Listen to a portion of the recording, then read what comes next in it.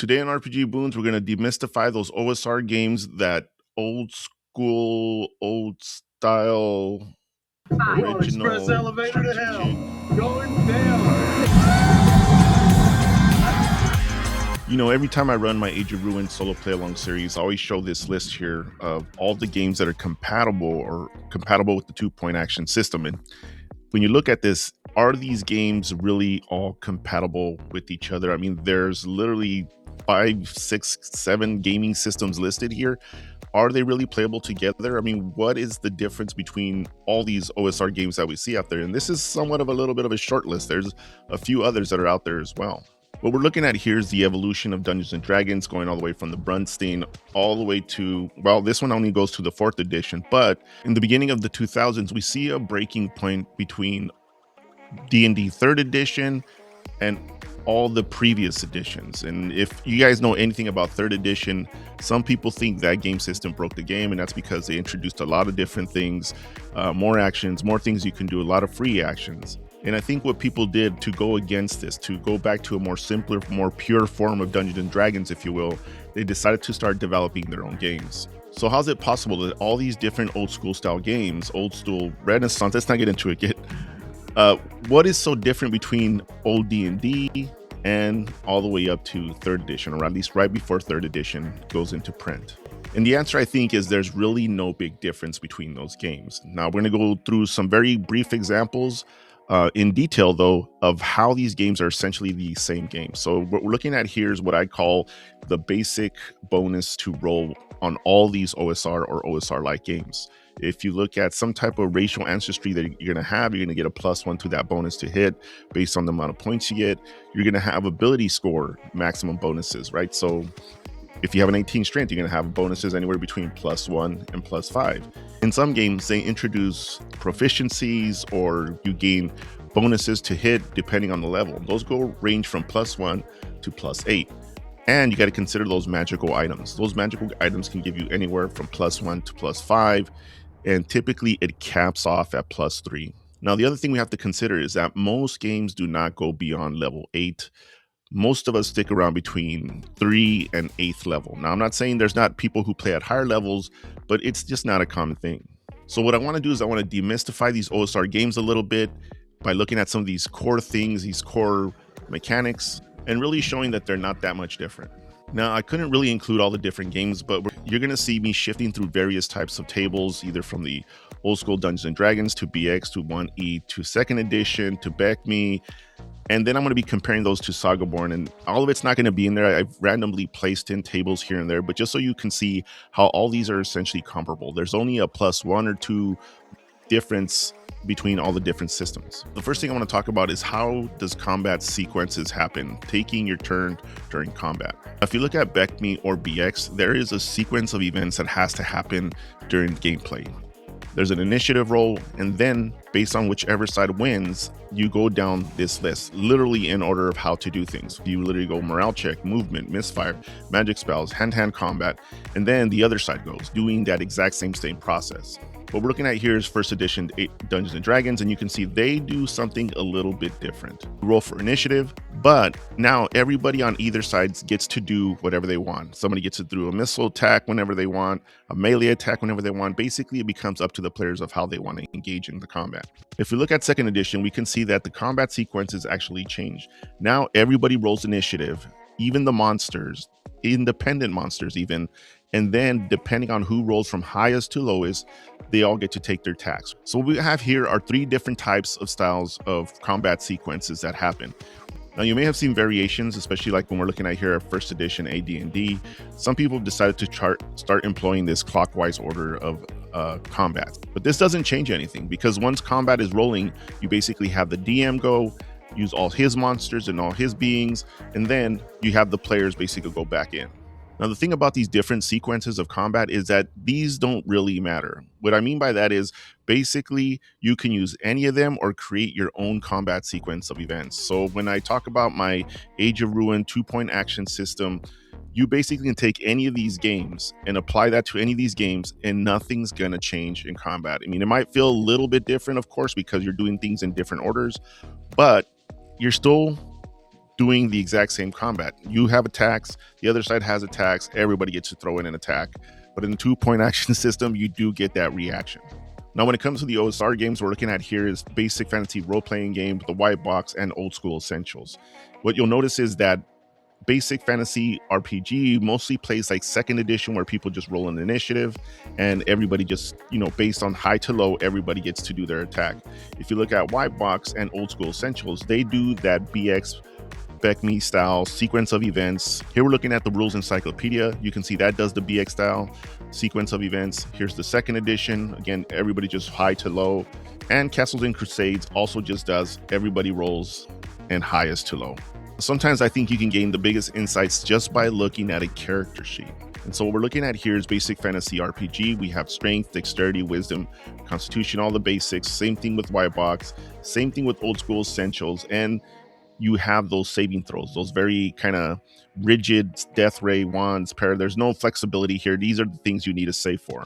And you'll notice that in the white box, those things don't exist. Now, if we just look at here at old school Dungeons and Dragons, I basically superimposed the advanced Dungeons and Dragons character sheet with the BX character sheet, because if you look at either of these, they're basically going to be identical in terms of complexity. Here we're looking at Sagaborn. Again, you can see they introduced skills similar to what 5e has.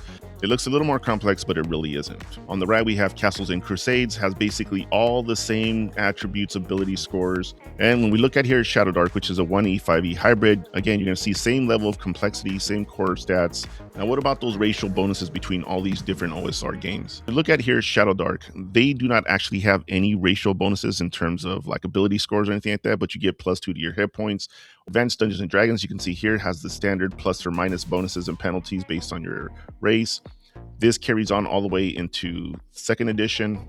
And if you were to look at the Dungeons and Dragons rules encyclopedia, in some cases, races were a class, and that's because being a dwarf was not just a race, but it was actually a lifestyle and a way of life and training. If we look at another game that might be considered old school OSR, you can see similarly, the dwarf is going to have various types of bonuses, add +1 to the constitution, some other things that are going to benefit, as well as some random ability improvements that they're going to have to kind of try to flavor your dwarf. But the one thing I want to think about when we look at all this, there's really only a +1, maybe a +2 that you're going to get to your statistics, and often that only results into a +1 to a roll. Now, what about those ability and attribute bonuses? A lot of these games use the 3d6 method to basically get your attributes or your ability scores. And the one thing I want you to focus is the 18s down here. So the 18 in basic fantasy RPG gives you a +3. In Shadow Dark, it gives you a +4 because it's more like D&D 5th edition. White box, you're only going to get a +1 at that 18. 18 down here, if you had that double O, you're going to get +3 to the hit, but you're definitely going to get more to the damage. Now, if we look at old school essentials, +3 at 18, and if we're looking at the BX, we can see that it's also a +3 to hit and damage in this case. Castles and Crusades, again, up to 18, you're going to get a +3. Sagaborn, 18 +4, similar to 5e. Rules Encyclopedia D&D, which has basically Me and BX, has +3 to the bonus. So your highest achievement of bonuses in all these 3 different games is +3 or +4, something that's not really a big difference. Now, what about those leveling bonuses between all these different games? What you'll notice here is that these games level up a little bit differently. We're looking at basic fantasy RPG, goes up to level 20. But if we focus on those attack bonuses, all right, we're looking at a fighter here, which is going to have the best attack bonus. When you reach level 18 to 20, you're going to get up to +10 to your attack bonus. So that's pretty huge, right? But many of us, again, let's keep in mind that most of us are going to be playing somewhere between the 2 to 8 range. So at max, maybe you're going to get a +6. Similar to white box, let's say you play at maximum 8th level, +5 to hit. Old school essentials, we make it to 8th level, +5 to hit. Now, Sagaborn's a little bit different just because it seems to cap at 8th level as well. It's made a little bit differently. It's quite an interesting game. But again, if you look at bonus to attack, you have a +8/+3. If we look at Castles and Crusades and focus around that 5th to 8th level, again, we're seeing somewhere +6, +7, +8. Again, these bonuses are relatively similar to each other. So really a +2 difference. Now, one thing I wanted to point out, and everybody knows that the fighter gets shafted, is the level of complexity that the fighter each of these have to kind of give you an idea of how complex the game systems are. So if you look at the description for the fighter here, there's not much to him. He's basically just a hack and slash player. This is very similar to White Box and Old School Essential as well. They're going to give you a little bit of things, bonuses that you can do, like develop strongholds in White Box and Old School Essentials. Not that this isn't possible in Basic Fantasy RPG, but it's a big component of both White Box and Old School Essentials for the fighter class itself. So you look at Castle and Crusades, you're going to see that the leveling system's a little more complex. There's more things to read. In addition, you're going to get slightly more abilities and enhancements to your player character. Now, what about those magic item bonuses? I want to focus on the maximums, and you can see there's up in Basic Fantasy RPG, we're going to get up to a +5. In second edition, we have up to a +5. Red Box, +2. White Box, +3. Old School Essentials, +3. Even Old D&D had up to a +3 bonus for its magical weapons. So if we think about those bonuses, going back to that chart and thinking about what are you likely going to get during gameplay, maybe a +3 at maximum. All these games basically fall within that range, and typically most DMs are kind of stingy and don't like to give out magical items. I'm not like that, but you can see most DMs more than likely will not give a +3, but +3 is probably going to be about the best you're ever going to get. And just very quickly, if you look at the magic items between Basic Fantasy, White Box, and Old School Essentials, these all have slightly different magical items, but you see there is a repetition of some of these other magic items. And who cannot forget the bag of holding? Bag of holding, bag of holding. Let's take a quick look at a magic user class and compare it to some of these different systems. So if we look at White Box here, let's say your gameplay is going to end up around 5 or 6 level. You're going to have somewhere between 2 spells in first level slots and second level, and 1 in the third slot. If we look at White Box, your 5th level, 2, 2, 1. This is almost identical to each other. If we're looking at Castles and Crusades and looking at that 5th level again, 3, 2, 1, and you're going to get 4 cantrips, level 0 spells or cantrips in Castles and Crusades. And if we look at Old School Essentials, looking at 5th level again, we're going to see 2, 2 spells, which is not as good as these other games, but if you go up 1 level, you're essentially going to be comparable. So 5th and 6th level in these games are comparable to each other. There's slight differences, but not big differences. Sagaborn's interesting in the sense that they use actually a mana point system, but if you were to look at all the different spells, the costs, it basically rounds out to about the same amount of spells. The final thing about these magic users, if you look at Basic Fantasy RPG and White Box, Old School Essentials, a lot of times you have to either prepare your spells, and it's Vancy and Magic, which means once you cast it, you forget it. But it doesn't really matter if you have to prepare the spell or you have to have spells prepared, such as you do in White Box. You use it, then you no longer can cast a spell. So it makes Vancy and Magic itself makes no sense. This prepared spell thing kind of makes a lot more sense, but basically it's the exact same mechanic. The other thing I want to note is the amount of damage that each of these spells do. So Basic Fantasy, and I chose the favorite or the iconic spell for all these different games, is the Fireball. So for a Fireball, it does 1d6 points of damage, but you can throw in more dice in there if you cast it at higher levels. If you go to White Box, same situation, 1d6, advance it per level. Second edition, 1d6 per level. Old School Essentials, 1d6 per levels. Castles and Crusades, 1d6 per level. So looking at all these different systems, the magic itself seems to be comparable to each other in terms of power, where we know the magic Fireball, it tends to be one of the most powerful spells. The final thing I want to look at are monster stats, just to show that there's not really huge differences between all these different OSR games. And I'm going to choose 2 of the most iconic monsters, which is the Red Dragon and the Orc. But let's first go over the Red Dragon. I want you to focus on armor class, hit dice, and roughly the damage that these monsters are going to do. And if we look at Basic Fantasy RPG, the very first one here, top left, it's got 10 hit dice. A hit dice is typically a 1d6. So we're looking at a 60 plus 9, 69 hit points. Damage that goes up to 32, a basic attack of 1d8, an armor class of 20 and 21. Let's go to Fantasy White Box. We got 2 armor class, which is equivalent to 17, so a little bit easier to hit. Hit dice 9 to 11, roughly 10. So that's about the same amount of damage. And the attack bite is going to do a little bit less damage. If we look at Old School Essentials and look at hit dice, it's 10, roughly the same as Basic Fantasy RPG. Damage similar. Armor class, similar, right? It's a 20 to hit, so closer to basic fantasy RPG. If you look at Shadow Dark, look at their red dragon, which they call a fire dragon. It's got 80 hit points, which is a little closer to basic fantasy RPG, or I mean, you can get it up to the white box level. 18 armor class, 2d12 claw damage, very powerful. And that fire breath weapon, up to 60 points of damage. So at least in Shadow Dark, the dragon's a lot more deadlier. Let's look at the red box D&D red dragon. You can see that their dragon has hit dice 10, armor class similar to old school essential. We have that -1, which is roughly a 20, and the attacks almost identical to old school essentials. And if we look at BX, very similar armor, hit dice, and damage. Let's look at those orcs. If we look at basic fantasy RPG, white box and old school essentials, BX and Shadow Dark, armor class 14, hit dice 1, that's up to 6 hit points, and a weapon damage up to 8, so 1d6, 1d8 damage. Orc in Shadow Dark, 15 armor class, 1d8 damage, 4 hit points, that's about 1 hit die. If we look at white box, armor class 13, 1, and a weapon attack, whatever, usually 1d6, 1d8. BX, armor class 6, which is an equivalent to 13, we can see up here, 1 hit dice, and a weapon attack. Old school essentials, I know it's sounding repetitive. Armor class 13, 4 hit points, and roughly about the same amount of damage as well. So the one thing you may know between these different systems is the level of description for these monsters. If we look at basic fantasy RPG, we can see that it's pretty decently described here in different things about the orc. If you look at Shadow Dark, it's a very simplified view. There's nothing else. This is the description of orcs in Shadow Dark. White box gives you a little bit more to work with. BX gives you a little bit more to work with about their culture, what they might do, different types of hierarchy in there. Same thing as old school essentials are going to give you more information. So when you're considering these books and what you want to buy and the level of complexity and the amount of information you need, looking at this image, this gives you a lot to think about in terms of which book do I want to buy based on the level of information I'm going to get.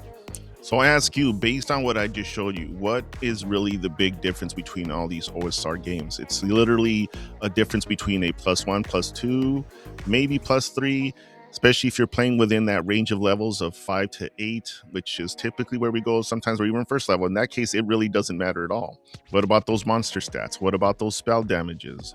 What about those bonuses to hit? These things are all within a certain type of range. So when I'm doing my Age of Ruin play along series, and I said you can take any of these OSR games and essentially play along, use my combat system, which is the 2-point action system for these games, you can see that it's a comparable game. So you literally can take a fighter from basic fantasy RPG.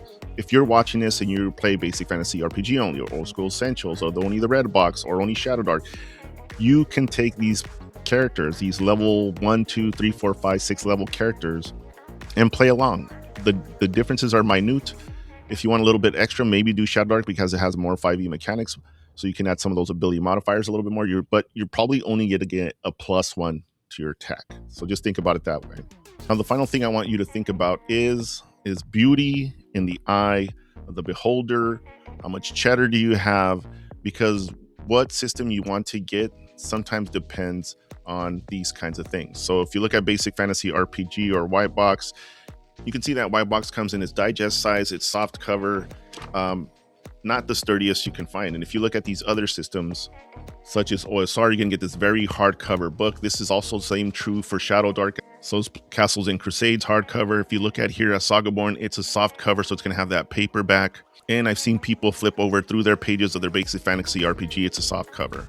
So you can see that the prices here, 10, 5, 40, 20, 60. We've seen the complexity, the level of detail you're going to find in these games. I only showed you snapshots, but I think these snapshots are very informative and give you an idea of what's inside the book. And some of these books are not going to have the monsters, like Sagaborn and Castle and Crusades do not have monsters inside of them, so it's not a real complete game. Now, the final thing I will say is that these newer OSR games are usually pretty structured pretty well, play really well, organized pretty well. So don't buy any of the other old OSR games unless you're just interested in nostalgia. So it's really up to you. Do you want that hardcover? Do you want that soft cover? Do you want black and white art? Does it really matter to you? How much money are you willing to spend for these kinds of things? $5 to $60. And are you going to get those 3 components for the RPG to make it successful? Please check out my Choose Wisely video that I previously just launched. It shows you a little bit more about these different types of things inside these different systems. But bottom line is OSR games, all compatible with each other, small margins of differences between them, playable on the Age of Ruin Play Along series. I'm Don Franco 3. This is RPG Boons, where we talk about everything RPG and how everything is RP. If you like to cut my gibberish, smash those buttons, leave me a comment. You know I'll get back to you. See you next time. We're on express elevator to hell. Going down.